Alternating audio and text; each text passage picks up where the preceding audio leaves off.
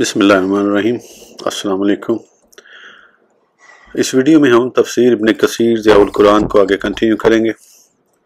اس سے پہلے اگر آپ نے سبسکرائب نہیں کیا تو سبسکرائب کر لیں اور بیل آئیکن پریس کر دیں۔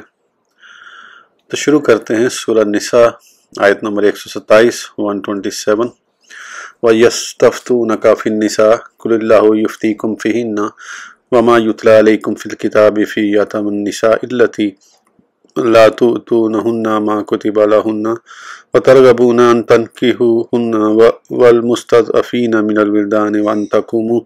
لليتامى بالقسط وما تفعلوا من خير فإن الله كان به عليما۔ ترجمہ۔ اور فتویٰ پوچھتے ہیں آپ سے عورتوں کے بارے میں، آپ فرمائیے اللہ تعالیٰ فتویٰ دیتا ہے تمہیں ان کے بارے میں، اور وہ آیتیں جو پڑھی جاتی ہیں تم پر اس کتاب قرآن میں، ان میں احکام ہیں ان یتیم بچوں کے متعلق جنہیں تم نہیں دیتے ہو جو حق مقرر کیا گیا ہے ان کے لیے، اور خواہش کرتے ہو کہ خود نکاح کر لو ان کے ساتھ ان کا مال دبوچنے کے لیے۔ اور قرآن میں احکام ہے کمزور بچوں کے متعلق، اور وہ یہ کہ قائم رہو یتیموں کے معاملے میں انصاف پر، اور جو کرو گے بھلائی کے کاموں سے تو یقیناً اللہ تعالیٰ اس کو خوب جاننے والا ہے۔ تفسیر۔ وَيَسْتَفْتُونَكَ فِي النِّسَاءِ، حضرت عائشہ فرماتی ہیں کہ اس سے مراد وہ شخص ہے جس کی پڑوس میں کوئی یتیم بچی ہو، وہی اس کا ولی وارث ہو، اور اس کا مال اپنے مال کے ساتھ ملا لے اور پھر اس کے ساتھ نکاح کرنے کی خواہش کرے کہ اس کی شادی غیر کے ساتھ کر دی تو وہ بھی اس کے مال میں شریک ہو جائے گا، اس طرح وہ اس کو شادی کرنے سے روکتا ہے، تو ایسے شخص کے بارے میں یہ آیت کریمہ تلاوت فرمائی۔ حضرت عائشہ فرماتی ہیں کہ اس آیت کے نزول کے بعد جب لوگوں نے ان یتیم بچیوں کے بارے میں حضور صلی اللہ علیہ وسلم سے پوچھا تو اللہ تعالیٰ نے یہ حکم نازل فرمایا۔ آپ فرماتی ہیں وَمَا يُتْلَى عَلَيْكُمْ فِي الْكِتَابِ سے مراد پہلی آیت کریمہ وَإِنْ خِفْتُمْ أَلَّا تُقْسِطُوا فِي الْيَتَامَى سورہ نساء۔ ترجمہ۔ اور اگر ڈرو تم اس سے کہ نا انصاف کر سکو گے تم یتیم بچوں کے معاملے میں تو ان سے نکاح نہ کرو ہے۔ وَتَرْغَبُونَ أَن تَنكِحُوهُنَّ آپ فرماتی ہیں کہ اس سے مراد یہ ہے کہ جب اس یتیم بچی کے پاس مال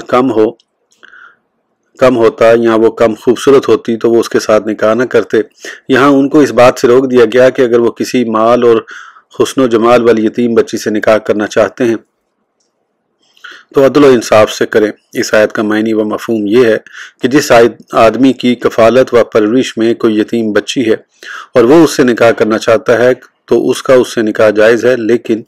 اللہ تعالیٰ نے اسے حکم فرمایا ہے کہ وہ اسے پورا حق مہر ادا کرے۔ اگر یہ نہیں کر سکتا تو اسے چھوڑ کر کسی اور سے نکاح کر لے۔ یہ مفہوم اس سورت کی پہلی آیت کا ہے جو ابتدا میں گزر چکی ہے، اور بعض اوقات ایسا بھی ہوتا ہے کہ وہ اس کی بدصورتی یا کسی اور وجہ سے اس کے ساتھ نکاح نہیں کرنا چاہتا، لیکن وہ اس ڈر سے کسی اور جگہ نکاح نہیں کرنے دیتا کہ اگر اس نے کسی اور سے شادی کر لی تو اس کا خامند بھی اس کے ساتھ مال میں شریک ہو جائے گا، تو اللہ تعالیٰ نے اس سے منع فرما دیا۔ حضرت ابن عباس سے مروی ہے کہ دور جاہلیت میں یہ رواج تھا کہ یتیم بچی کا والی اس پر اپنا کپڑا ڈال دیتا، اس طرح کرنے سے اب اس کے ساتھ کوئی شادی نہیں کر سکتا تھا۔ اب اگر وہ لڑکی خوبصورت ہوتی تو وہ خود اس کے ساتھ شادی کر لیتا اور اس کا مال کھاتا، اور اگر وہ بدصورت ہوتی تو اسے دوسروں سے نکاح کرنے سے روک دیتا اور اس کے مرنے کے بعد اس کے مال کا وارث بن جاتا۔ اللہ تعالیٰ نے اسے حرام کر دیا اور مسلمانوں کو اس سے روک دیا۔ والمستضعفین من الولدان، اس زمانے میں لوگ چھوٹے بچے اور بچیوں کو ترکہ سے حصے نہیں دیا کرتے تھے۔ قرآن نے اس رسم کو ختم کر دیا اور ہر ایک کے لیے اس کا حصہ مقرر کر دیا، اور فرمایا کہ لڑکا اور لڑکی خواہ چھوٹے ہوں یا بڑے ان میں سے ہر ایک کو اس کا حصہ دو، لیکن لڑکی کو ایک حصہ اور لڑکے کو 2 حصے۔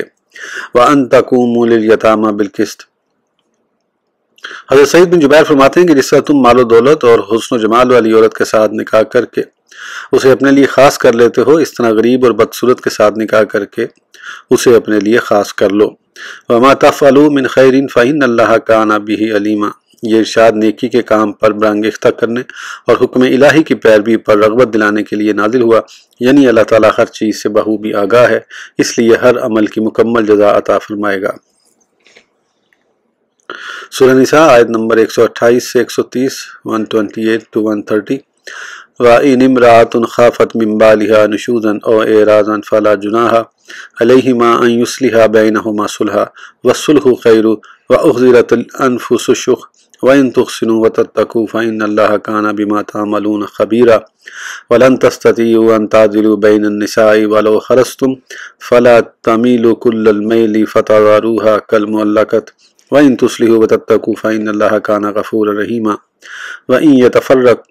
وَإِن يَتَفَرَّقَا يُغْنِ اللَّهُ كُلًّا مِّن سَعَتِهِ وَكَانَ اللَّهُ وَاسِعًا حَكِيمًا۔ ترجمہ: اگر کوئی عورت خوف کرے اپنے خامن سے اس کی زیادتی یا روگردانی کی وجہ سے تو نہیں کوئی حرج ان دونوں پر کہ صلح کر لیں آپس میں، اور صلح ہی دونوں کے لیے بہتر ہے، اور موجود رکھا گیا ہے نفسوں میں بخل، اور اگر تم احسان کرو اور مرتکب بنو تو بے شک اللہ تعالیٰ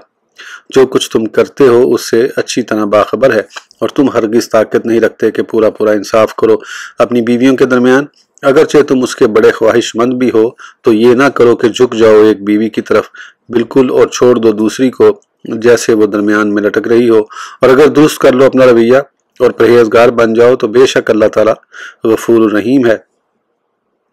اور اگر دونوں میاں بیوی جدا ہو جائیں تو غنی کر دے گا اللہ تعالیٰ دونوں کو اپنے وسیع بخشش سے، اور اللہ تعالیٰ وسیع بخشش والا حکمت والا ہے۔ تفسیر: وَإِنِ امْرَأَةٌ خَافَتْ، اللہ تعالیٰ نے یہاں میاں بیوی کے احوال و احکام کا ذکر کیا ہے۔ کبھی مرد اپنی بیوی سے ناراض ہوتا ہے اور کبھی راضی اور خوش، اور بعض اوقات ایسے حالات بھی بن جاتے ہیں کہ وہ اسے جدا کر دیتا ہے۔ پہلی حالت میں جبکہ عورت کو خاوند کے ناراض ہونے کا خوف ہو تو عورت اسے راضی کرنے کے لیے اپنے تمام حقوق یا بعض سے دستبردار ہو سکتی ہے، مثلا نان و نفقہ، اور خاوند کے پاس شب باشی کے حقوق کو معاف کر سکتی ہے، اور مرد کے لیے انہیں قبول کرنا جائز ہے، اور عورت کے لیے بھی اس میں کوئی حرج نہیں۔ اس لیے اللہ تعالیٰ نے ارشاد فرمایا کہ اگر وہ آپس میں صلح کر لیں تو ان پر کوئی گناہ نہیں، اور صلح فراق سے بہتر ہے۔ حضرت ام المومنین سودا بنت زمعہ کی عمر جب بہت زیادہ ہو گئی اور انہیں معلوم ہوا کہ رسول اللہ صلی اللہ علیہ وسلم انہیں جدا کرنے کا ارادہ رکھتے ہیں، انہوں نے عرض کی کہ وہ اپنی باری حضرت عائشہ کو دیتی ہیں۔ آپ نے ان کی یہ بات قبول فرما لی اور انہیں اپنے حرم میں شامل رکھا،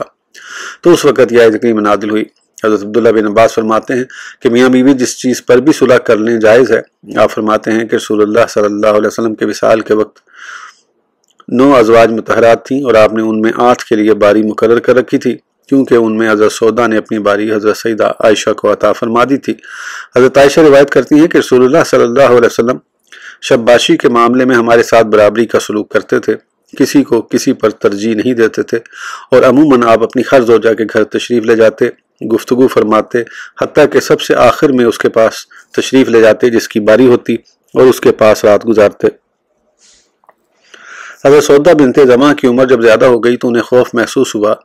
کہ کہیں رسول اللہ صلی اللہ علیہ وسلم مجھے چھوڑ نہ دیں۔ انہوں نے عرض کیا، یا رسول اللہ صلی اللہ علیہ وسلم،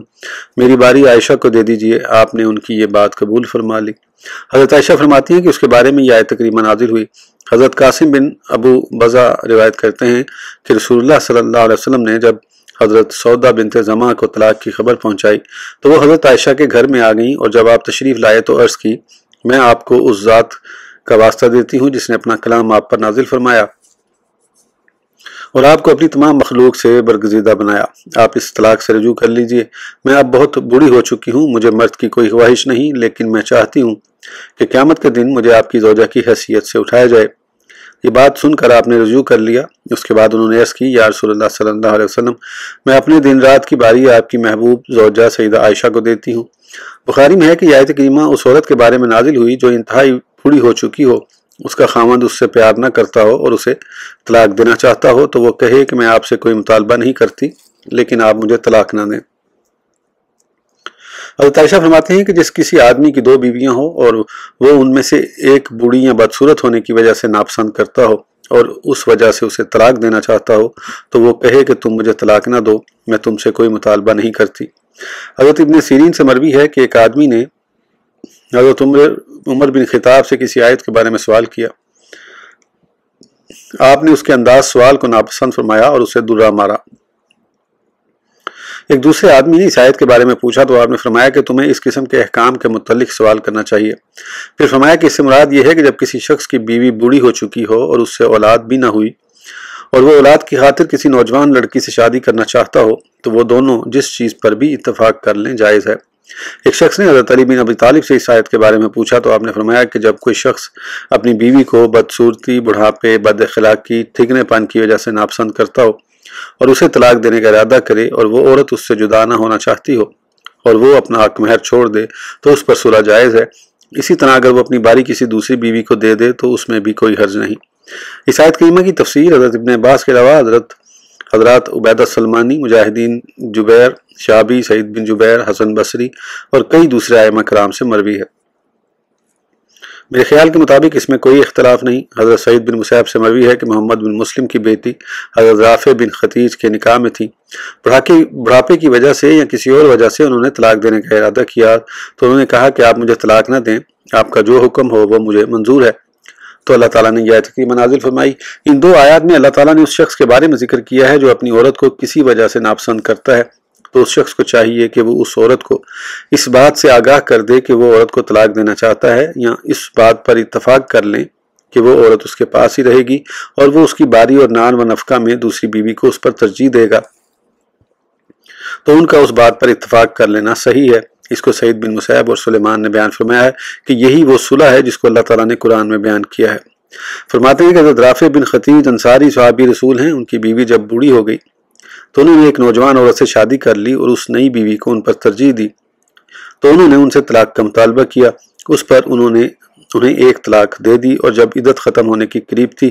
تو رجوع کر لیا اور پھر نئی بیوی کو ان پر ترجیح دینے لگے۔ یہ دیکھ کر انہوں نے پھر طلاق کا مطالبہ کیا تو آپ نے انہیں طلاق دے دی۔ اس کے بعد پھر جب وہی صورتحال پیش آئی تو انہوں نے پھر طلاق کا مطالبہ کیا تو انہوں نے فرمایا اب تمہاری صرف ایک طلاق باقی رہ گئی ہے، اگر اسی حالت میں گزارا کر سکتی ہے تو ٹھیک ہے، ورنہ میں تمہیں طلاق دے دیتا ہوں۔